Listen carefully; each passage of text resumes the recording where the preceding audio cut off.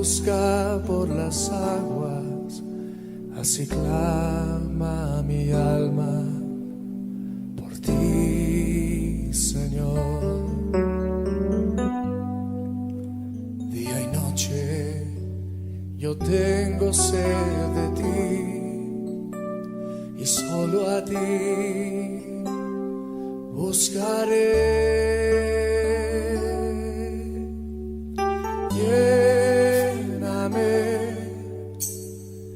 Lléname, Señor, dame más de tu amor. Yo tengo sed solo de ti. Lléname, Señor. Vamos a cantarlo todos juntos. Como el siervo busca por las aguas, como el siervo busca por las aguas, así clama mi alma por ti, Señor. Día y noche yo tengo sed de ti, y solo a ti buscaré.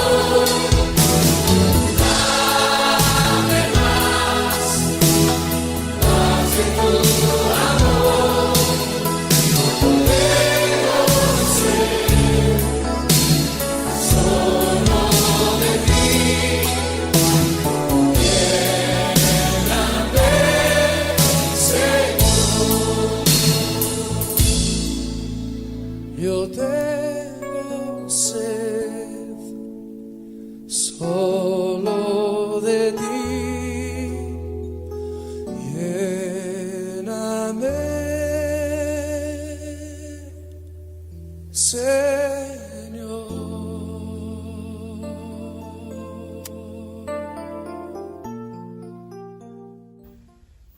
Dios te bendiga en este precioso momento en que estamos compartiendo gracia, misericordia y paz de parte de nuestro Padre Celestial y de nuestro Señor Jesucristo para ti, para tus amados.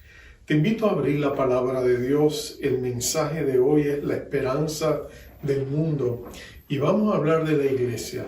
Te invito al libro de Efesios capítulo 3 y vamos a leer pudiéramos leer todo el capítulo, voy a estar refiriéndome a todo el capítulo, pero vamos a concentrarnos en la última oración que Pablo hace en esta carta. Es una oración preciosa y es una oración que Pablo ora para los creyentes en Éfeso, pero también es una oración que tú y yo podemos orar por nosotros mismos, porque anhelamos lo mismo que Pablo va a describir aquí.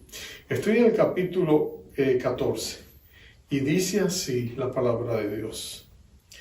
Por esta causa doblo mis rodillas ante el Padre de nuestro Señor Jesucristo, de quien toma nombre toda familia en los cielos y en la tierra, para que os dé, conforme a las riquezas de su gloria, el ser fortalecido con poder en el hombre interior por su Espíritu, para que habite Cristo por la fe en vuestros corazones, a fin de que arraigados y cimentados en amor, seáis plenamente capaces de comprender con todos los santos cuál sea la anchura, la longitud, la profundidad y la altura, y de conocer el amor de Cristo que excede todo conocimiento, para que seáis llenos de toda la plenitud de Dios.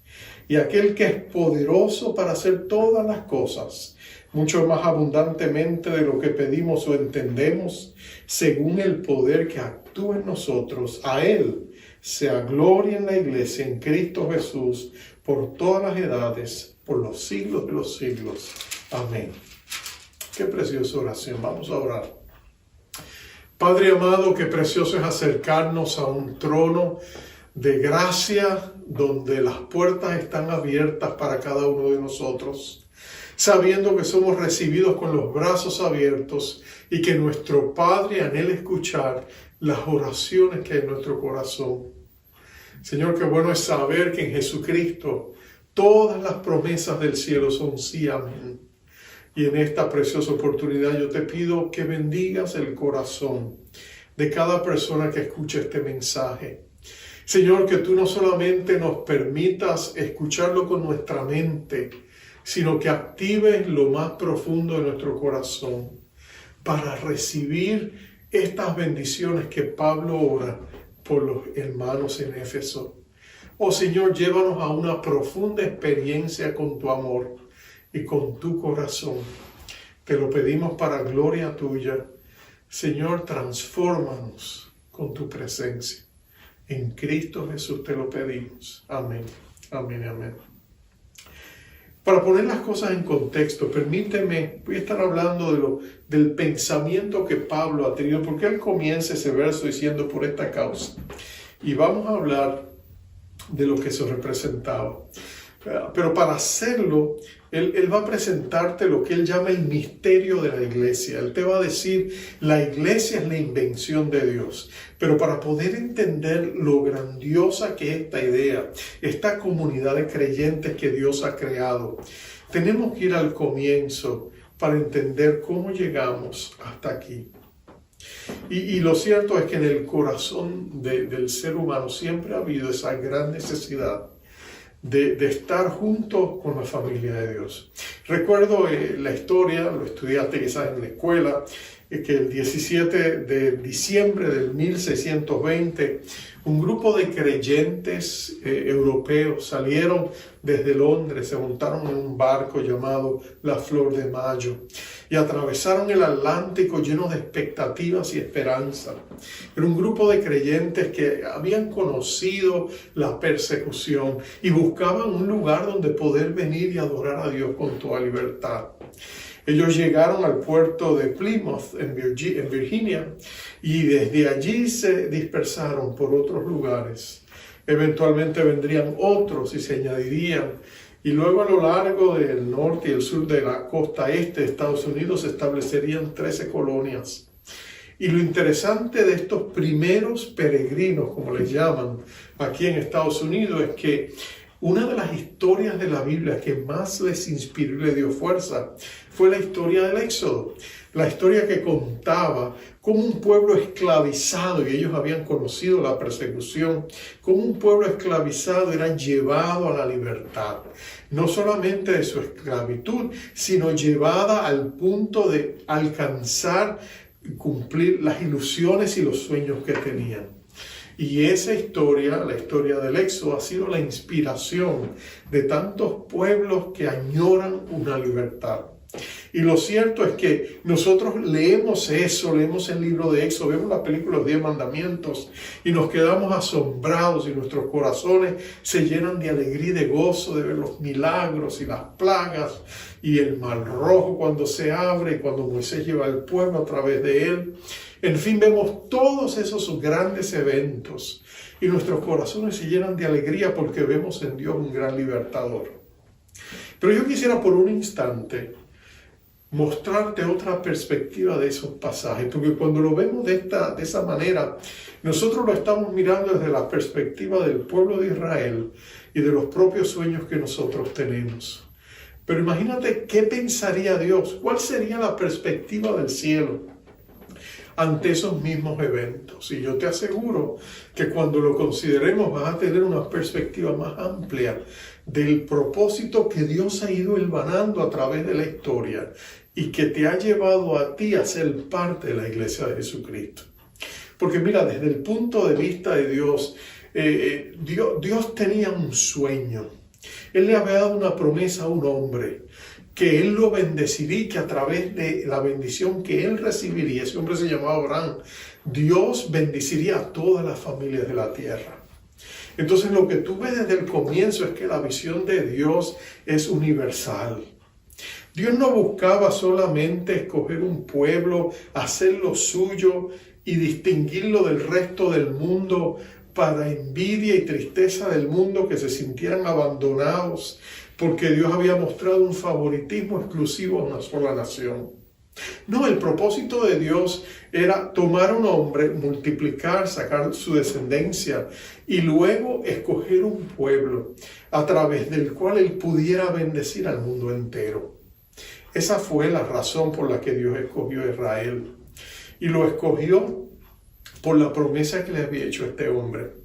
Pero el deseo del corazón de Dios era mostrarle al mundo lo que podía ser el destino de toda la humanidad si aceptábamos entrar en un pacto con Dios, de tal manera que gente de todos los pueblos y naciones, de todos los clanes que hay en la tierra, de todas las familias que hay en la tierra, nosotros pudiéramos hacer un pacto con el Dios verdadero y disfrutar las mismas bendiciones que, como muestra, el pueblo de Israel recibió al principio.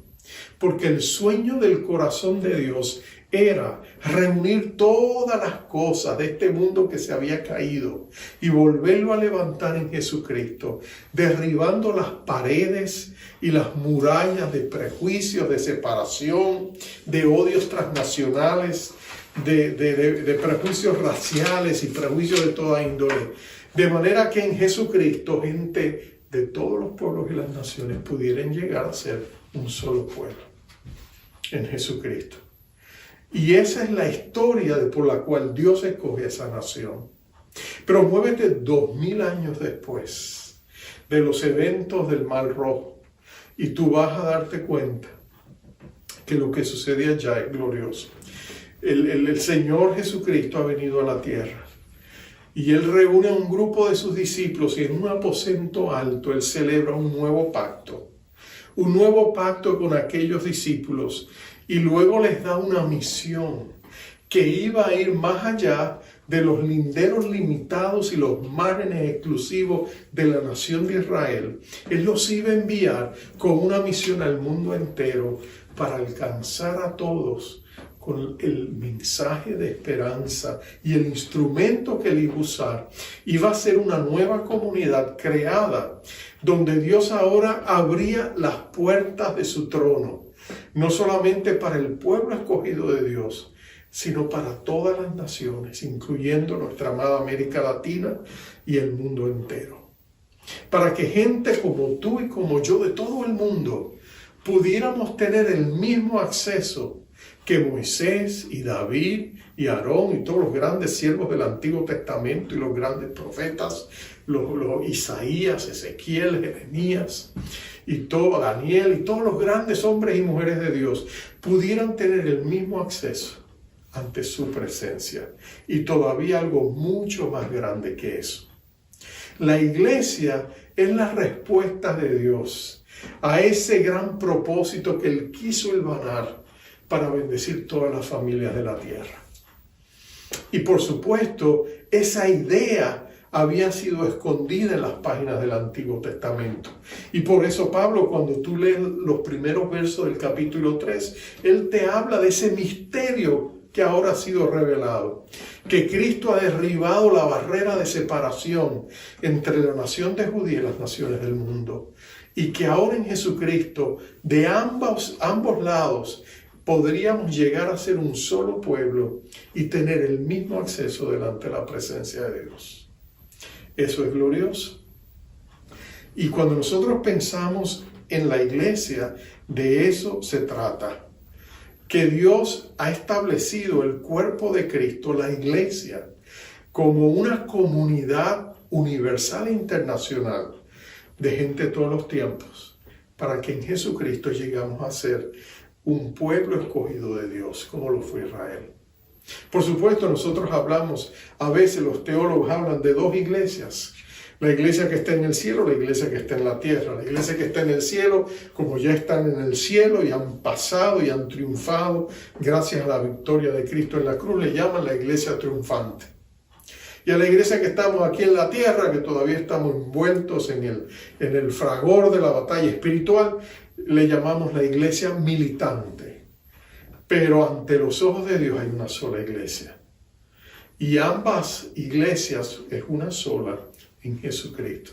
Recuerdo la historia de una niña que en una ocasión ella había tenido 7 hermanos, eran 7 hermanos los que ella tenía, pero 2 habían muerto y alguien se acercó, en el pasado de bebés habían muerto y entonces alguien se acercó y le dijo, oye, hijita, ¿cuántos hermanos tienes? Ya yo tengo 7. No, pero acuérdate, perdiste 2, ¿cuántos tienes ahora? Y le preguntaron y ella dijo, todavía tengo 7. O sea, que estén allá o sea que están acá son mis hermanos. Y ella tenía toda la razón, porque somos una iglesia. Y esta iglesia, lo que se llama en el idioma de la Biblia, en el Nuevo Testamento, el griego koiné, la eclesía, tiene 4 distintivos que Pablo va a decir en este capítulo y que vamos a cubrir. El primero es, por supuesto, todos tenemos acceso inmediato a la presencia de un Dios que está dispuesto a encontrarse con nosotros cada vez que le tocamos a la puerta a través de la oración. Piensa por un momento, si tú quieres hacer una cita con una persona importante, es posible que tengas que pasar por un montón de problemas para poderlo hacer, si acaso es que te dan la cita. Tú quieres hacer una cita con el presidente de Estados Unidos, es casi imposible. Tú quieres hacer una cita con el gobernador de nuestro estado, es casi imposible. El alcalde de nuestra ciudad es casi imposible. No es fácil, son gente ocupada, tienen diversas preocupaciones y agendas. Entrar en sus agendas requiere prácticamente un milagro. Pero el Dios Todopoderoso, el eterno y gran yo soy, el creador de todo lo que existe, el que sustenta el universo entero por el poder que hay en su nombre, con Él tú puedes hacer un contacto directo e inmediato, con sencillamente abrir la boca y decir, Padre nuestro que estás en los cielos. Los oídos del cielo inmediatamente se acercan y se dirigen a ti. La atención del cielo está, porque si tú eres un cristiano, tú has llegado a ser un hijo de Dios y Dios siempre escucha lo que a ti te concierne. Recuerdo la historia de un militar que le habían nombrado, había alcanzado a un general de 4 estrellas. Y cuando lo nombraron con toda la pompa militar que se nombra en Estados Unidos, él tenía un niño pequeño y el niño pequeño se acercó a la mamá y le dijeron, ahora tu padre es tan importante, él es el general y todo lo demás. Y entonces él miró a la mamá curioso y le dijo, ¿todavía le puedo llamar papá? Y la mamá sonrió, él siempre será tu papá, aunque tenga todas las estrellas que aguante el uniforme militar. Bueno, Dios es tu papá y tú siempre puedes dirigirte a Él y Dios siempre te va a escuchar. Eso es lo que Pablo ha dicho anteriormente. En el capítulo 3 de Éfesos, el verso 11 y 12 dice, conforme al propósito eterno que hizo en Cristo Jesús nuestro Señor, en quien tenemos seguridad y acceso con confianza por medio de la fe en Él. En otras palabras, tú y yo podemos acercarnos al Todopoderoso Dios. Ni siquiera los judíos tuvieron el acceso que tú y yo tenemos. Para darte una idea, cuando los judíos querían ir a adorar a Dios, iban al tabernáculo o eventualmente al templo. Y el templo tenía toda una serie de pabellones donde diferentes grupos podían llegar hasta su pabellón y de allí no podían pasar. Por supuesto estaba el pabellón de los gentiles, que era el último, el más distante del lugar santísimo. Hasta ahí solo los no judíos podían llegar y el que fuera no judío y pasaba de allá lo mataban, literalmente. Después venía el pabellón de las mujeres y todas las mujeres podían ir allí a orar.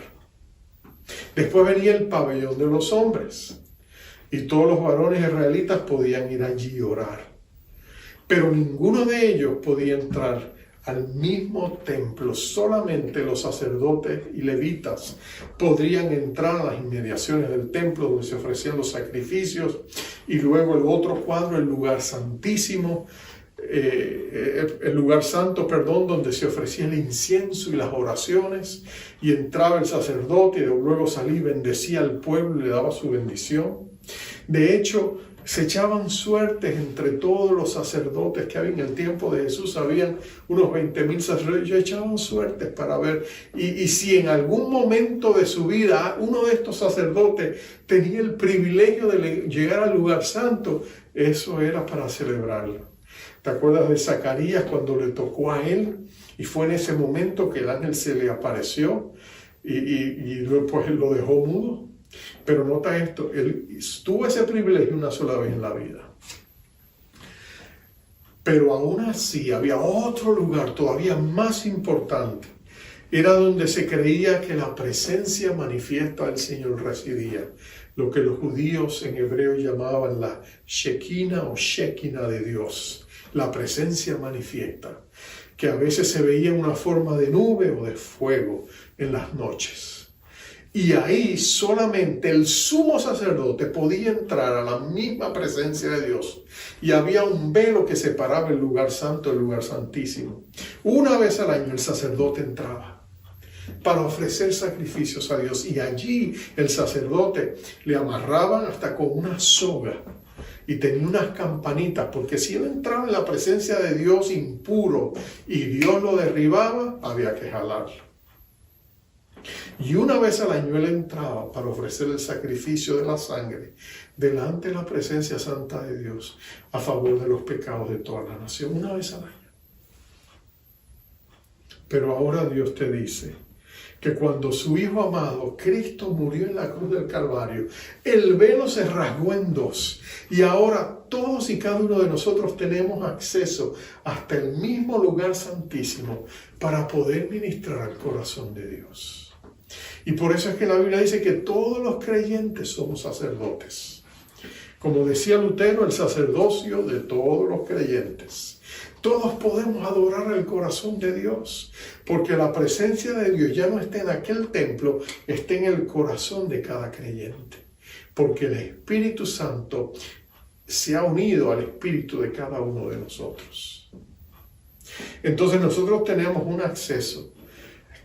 Tú y yo tenemos un acceso a la presencia de Dios cada vez que doblamos rodillas, cerramos los ojos, los hablamos con los ojos abiertos y nos dirigimos a Dios. Él está ahí. Y podemos ministrar el corazón de Dios. Y podemos adorarle, y podemos bendecirle. Y podemos acercarnos confiadamente al trono de su gracia para recibir misericordia, gracia y el oportuno socorro. Tú y yo lo podemos hacer porque hemos sido revestidos con la coraza de la justicia, de la rectitud y de la santidad de nuestro Señor Jesucristo. Nos ha sido imputada por el sacrificio de Él. Él ha cubierto y nos ha dado su justicia, su rectitud. Y ahora, después de haberla recibido y haber entrado en esta nueva relación con Dios, nosotros podemos proclamar la verdad de la salvación en Jesucristo al mundo que lo necesita. Interesante que Pablo dijo en el verso 10, para que la multicolorida sería otra manera de decirlo, la multicolorida, piensa en una gema o una joya, un diamante con muchas facetas y muchos colores. Para que la multiforme sabiduría de Dios sea ahora dada a conocer por medio de la iglesia a los principados y potestades en los lugares celestiales. Imagínate eso. La iglesia no solamente tiene el privilegio de comunicar al mundo el evangelio de Jesucristo, aún los principados y los sacerdotes y los autoridades y potestades en los cielos, tanto buenas como no tan buenas, estaban pendientes de qué era lo que iba a suceder ahora. ¿Qué era esta nueva agencia, esta nueva comunidad que había surgido, que se llama la iglesia? ¿Qué va a pasar ahora con ella? Y ellos dicen que los ángeles, dice Pedro, con interés y curiosidad escuchan y ven lo que la iglesia tenía que enseñar. Y por eso el fundamento de la iglesia es la verdad, como fue enseñada por los primeros apóstoles. Y lo que Dios les daba a los profetas, y ellos también lo proclamaban, el mundo espiritual con curiosidad miraba absorto lo que la iglesia tenía que comunicar. Y eso es vital porque en el tiempo en que tú y yo estamos viviendo, la iglesia de Jesucristo ha sido desestimada, ha sido puesta a un lado. Se ha visto a la iglesia del Señor Jesucristo como un gran enemigo. Ahora mismo, en esta intensa batalla espiritual que se está desatando en medio nuestro, entre el bien y el mal, por el destino y el futuro de naciones y pueblos, y de esta nación como la que nosotros vivimos en Estados Unidos, hay una intensa batalla espiritual. Y pareciera que el mal va ganando. Y pareciera que el mundo está en un estado de profunda confusión, porque hay agenda de gente poderosa que quiere llevar a través de sus conceptos globalistas al mundo finalmente a un solo gobierno, como promete la palabra que sucederá. Pero déjame decirte esto. El pueblo de Dios sigue siendo la esperanza del mundo. Porque cuando nosotros como iglesia oramos, la mano omnipotente de Dios se mueve y Dios sigue siendo el Señor de los cielos y la tierra. Él sigue siendo el gobernante de los gobernantes de la tierra. Y cuando tú y yo oramos, Dios actúa y Dios está por actuar. Y aunque nosotros podamos ver que las cosas parecerían que van de mal en peor, no te equivoques. Porque el fundamento del trono de Dios es justicia y rectitud.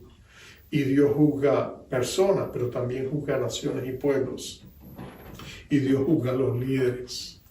Y gente muy influyente se puede levantar en contra del pueblo de Dios. Y ha pasado a través de todas las generaciones. Amanes se han levantado para buscar la destrucción del pueblo de Israel. Y todos han fracasado. Porque quien tiene siempre la última palabra es nuestro Dios. Entonces nosotros tenemos acceso a su presencia. Segundo, nosotros podemos conocer el tremendo amor que Dios nos tiene. Y aquí es donde llegamos a la oración de Pablo. Porque Pablo hace una oración, la segunda oración que hace. En el primer capítulo oró por ellos para que Dios le diera espíritu de sabiduría y de conocimiento, para que entendieran el llamado que tenían. Y la esperanza que Dios les había llamado, las riquezas que ahora tenían, porque son hijos de Dios, con todos los santos, las inescrutables riquezas de Cristo y el acceso que teníamos por fe. Y finalmente les dice para que conozcan la supereminente grandeza de su poder para con nosotros los que creemos. Esa fue la primera oración, pero ahora la segunda oración es más personal, es más íntima. Pablo dice, yo estoy orando que Dios le fortalezca en su persona interior por su espíritu. En otras palabras, tú y yo tenemos dos personas. Tenemos una persona exterior y una persona interior. Llevamos una vida pública, pero hay algo en lo más profundo de nuestro ser. Realmente nosotros llevamos tres vidas, una pública, una privada y una interior personal. Y en ese último recodo, solo tú y yo sabemos lo que está pasando en cada uno de nosotros. Hasta donde nosotros podemos ver, hay cosas que no entendemos. Dios es el único que sabe todo lo que está pasando. Pero en esa vida interior, ahora en Jesucristo, Dios quiere fortalecerte a ti y a mí. Porque Él quiere que tu vida viva una vida poderosa en el Señor. Agarrado de sus promesas. Agarrado de todo lo que Dios ha hecho, en esa vida personal íntima, que nadie ve lo que está pasando, lo que tú y yo somos en la oscuridad, donde tú sabes dónde están tus batallas, donde tú sabes dónde están tus defectos, tus luchas constantes. Es allí donde Cristo quiere venir y quiere empoderarte para que tú vivas una vida poderosa en Dios. Y eso es lo que Pablo ora. Pablo dice, Señor, te pido que le fortalezcas en su vida interior por tu espíritu. Porque Dios anhela y desea que tu vida interior sea fuerte, porque es tu vida interior la que determina lo que pasa allá afuera. ante las presiones de un mundo que te rodea, es tu vida interior conectado a la presencia de Dios lo que te mantiene en serenidad, en paz y en poder. Y no solamente eso, Pablo también desea que en esa persona interior tú tengas una experiencia y conozcas el amor de Cristo. Pablo está hablando de una experiencia profunda espiritual, donde ese amor te es revelado. Porque Pablo no está diciendo, la palabra conocer y comprender que él usa, cuando él dice, mi deseo es que conozca la anchura, la longitud, la profundidad y la altura del amor de Cristo, que excede todo conocimiento. Él está hablando no de un conocimiento racional intelectual. No es que te lo van a explicar y tú vas a decir, oh sí, yo lo entiendo. No es que te van a decir, mira, Dios te ama y tú vas a decir, ah, sí, yo sé. No se trata de un conocimiento racional. No es la facultad de raciocinio la que tú vas a experimentar, no. Cuando Pablo usa esa palabra, la palabra que él usa usualmente se refería no al asentimiento o entendimiento mental, sino a una profunda experiencia interior. Como si alguien te describe algo y tú no sabes de qué te está hablando. Y te dice, oh, si fueras a ver las cataratas del Niágara, son extraordinarias. Y tú dices, ok, muy bien. Pero cuando tú vas y las ves, te quedas asombrado y dices, wow, increíbles son. O cuando una persona te describe un jugo, una bebida exótica de frutas naturales, y tú dices, yo nunca la he probado, y finalmente la pruebas y dices, ahora sé de qué me están hablando. Ese sentido de tener una experiencia profunda, donde el amor de Dios te llena de tal manera que tú llegas a entender que a pesar de tus defectos, a pesar de tus flaquezas, a pesar de todo, Dios te ama y nadie te lo puede quitar. Porque si fuera solo un asentimiento mental, si fuera un argumento que la gente te dice Dios te ama y tú dices yo lo creo, podría venir otro y te dice mira Dios no te ama y te voy a decir por qué, darte varias razones y minar tu confianza en tu argumento y ahora de pronto empiezas a dudar y dices verdad es, yo no merezco ser amado, yo no soy digno del amor de Dios, yo estoy plagado de errores y de pecados y de defectos, ¿cómo puede un Dios perfecto amarme? Y después que te convencieron, te desconvencieron. Pero cuando tú lo experimentas, cuando tú lo vives, cuando tú descubres que Dios te ama a ti. Sí, Dios ama a todo el mundo, pero te ama a ti. Y cuando ese amor en ti se hace personal, tú llegas a darte cuenta de que, wow, cambia tu vida. Eso le pasó a Pablo. Pablo era un perseguidor de la iglesia. Y Pablo fue responsable de cristianos que murieron. Pero nota esto, ahora Pablo tuvo un encuentro camino a Damasco. Se le apareció el Señor y le dijo, Saulo, Saulo, ¿por qué me persigues? Y Saulo quedó abrumado por esa experiencia. Y no solamente queda abrumado, queda ciego. Y tú sabes que lo llevan hasta la ciudad de Damasco. Y allá por 3 días y 3 noches ayuna, él ora, él busca a Dios. Él no puede ver, él está totalmente, él se siente condenado. Él se siente que ha estado cometiendo el error más grande de su vida y no lo sabía. Y él pensaba que sinceramente estaba haciendo lo correcto y estaba haciendo todo lo contrario de lo que Dios quería que él hiciera. Ahora toda su arrogancia se ha ido al piso. Él no tiene paz. Él se siente condenado, él no sabe qué hacer, él está desesperado. Y Dios levanta a un hombre llamado Ananías que va y lo ve. Y tan pronto llega él, lo primero que le dice es, sorpresa de sorpresa, le dice hermano Pablo. Y él tiene que haberse rascado la cabeza porque él sabe que este Ananías es parte de esa comunidad que él venía a destruir. Pero él empieza a experimentar ese amor de Dios a través de los hermanos. Luego la iglesia de Antioquía, después que él ora por él y él recibe la vista, y después que es bautizado y llega a conocer a los hermanos de la iglesia de Damasco, estos hermanos le aman, a pesar de todo lo que él había hecho. Y cuando sale de allá, se va 3 años a Arabia y después regresa, y cuando ya no puede quedarse en Damasco, va a Jerusalén y allá los hermanos lo reciben, aunque algunos con temor, pero lo aman. Y es el amor de Cristo lo que va a transformar el corazón de este hombre.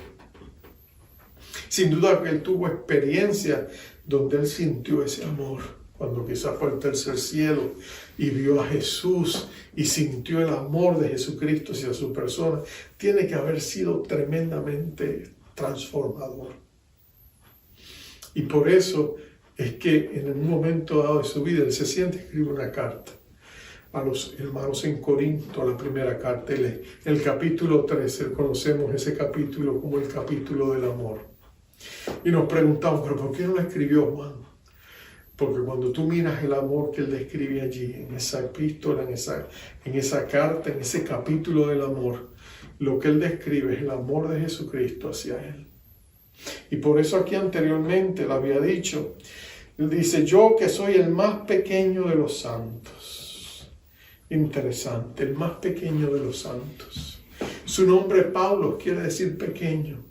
Y quizás él adoptó ese nombre griego porque así se sentía, pequeño, ante la gracia de un Dios que lo amaba a pesar de sí mismo. Y es por eso que Pablo puede escribir del amor de Dios. Pero él dice, es necesario que todos los cristianos tengamos esa llenura de amor. Es importante que cada uno de nosotros pueda descubrir cuánto Dios nos ama. Porque el amor de Dios es intenso, es pleno.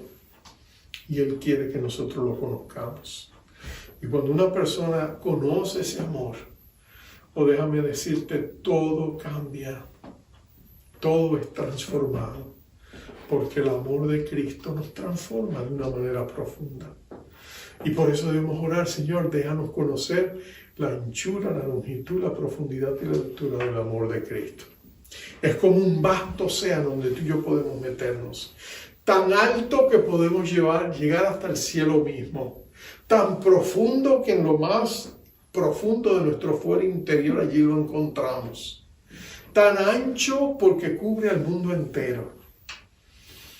Y tan largo porque será nuestra experiencia por toda la eternidad.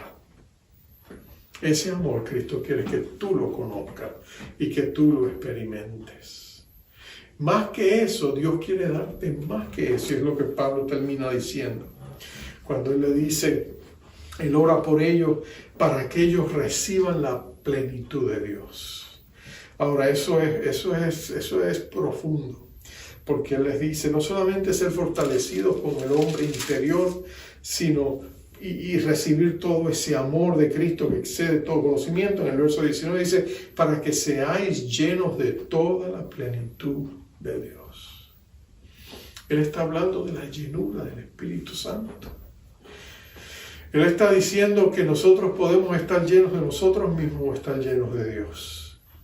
La palabra que se traduce plenitud es una palabra pleroma, que lo que significa es algo que está completo, que no le falta nada.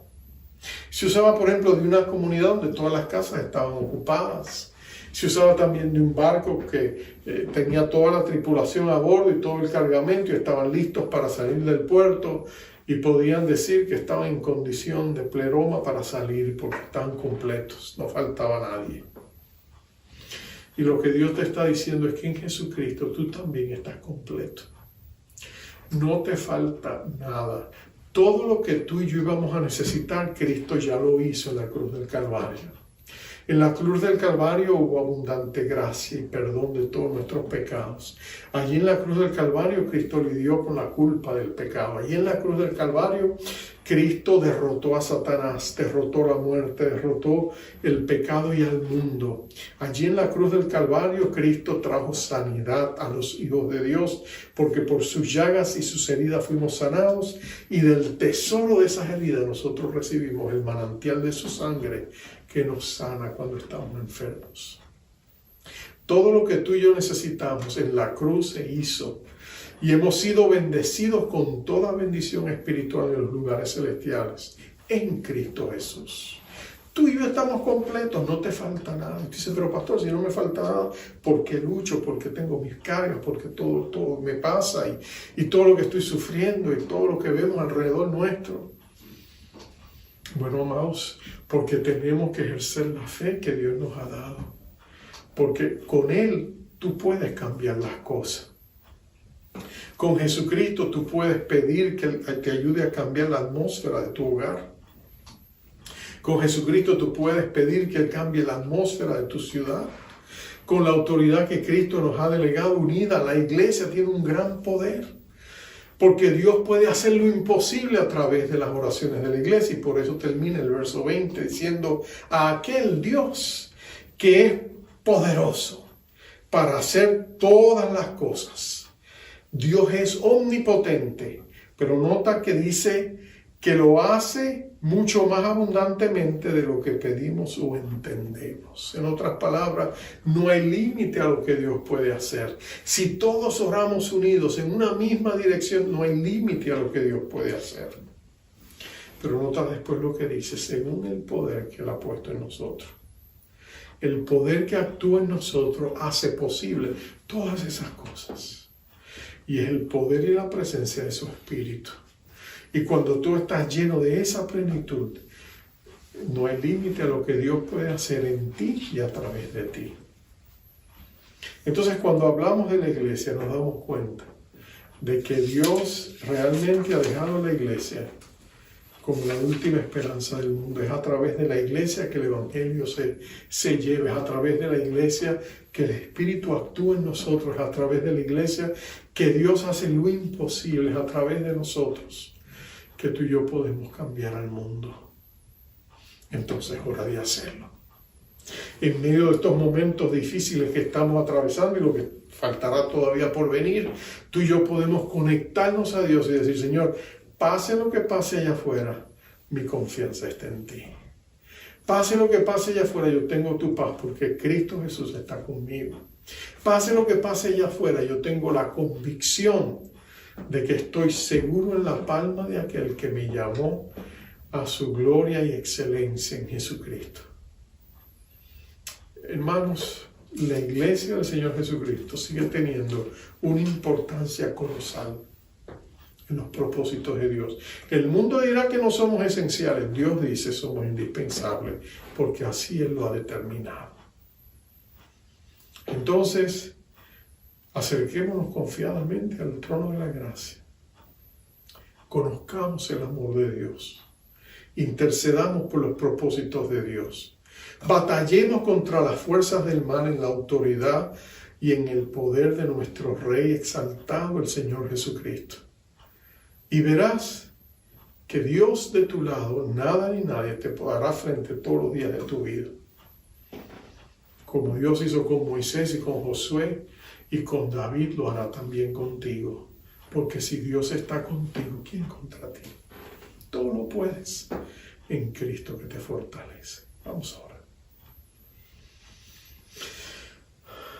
Oh Padre, anhelamos una experiencia más profunda contigo. Y lo precioso de todo es que tú estás aquí.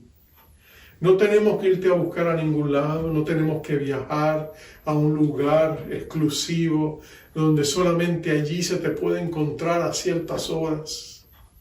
Lo precioso de nuestra experiencia creyente es que tú estás con nosotros porque estás en nosotros. Estás más cerca que la piel que nos cubre, estás más cerca que los mismos órganos que tenemos. Internamente estás más cerca que el piso que pisamos o el aire que respiramos. Jesucristo, tú nos has escogido para que seamos tu santuario y podemos tener comunión contigo, porque el Espíritu de Dios es una persona. Él habla, Él escucha, Él bendice. Prepara tu iglesia para los días por venir. Prepáralos cuando vengan cambios, Señor, que humanamente hablando nos parezcan increíbles. Afirma nuestros pasos, sabiendo que lo que esté pasando allá afuera, tú lo tienes bajo tu control soberano. Que nada ni nadie nos puede robar de lo que Cristo ya ha hecho nuestro por medio de su sangre preciosa. Y lo recibimos por gracia y por fe, a través de su obrar en nosotros. Señor, bendice nuestros hogares, bendice nuestras familias, bendice nuestras vidas, llévanos a una más profunda comunión contigo, ayúdanos a descubrir la riqueza y la gloria que encontramos en tu pueblo, en tu iglesia, y ayúdanos a ser portadores del mensaje de salvación, porque somos tus hijos.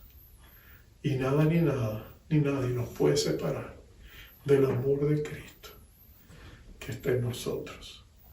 Danos una mayor revelación de ese amor.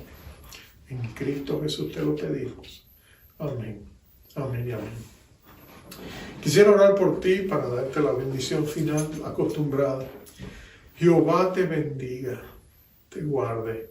Jehová haga resplandecer su rostro sobre ti y tenga de ti misericordia. Jehová alce sobre ti su rostro y ponga en ti paz. Dios te bendiga. ¿Quién nos separa?